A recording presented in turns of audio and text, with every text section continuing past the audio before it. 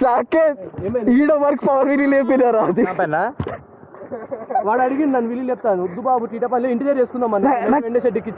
నాకు తెలియదే తెలుసా పోతున్నా రోడ్ కిందకి పోతుంది నేను మీద పోతున్నా ఆడుకున్నా ఇక్కడ ఆడి యూటర్న్ తీసుకున్న తర్వాత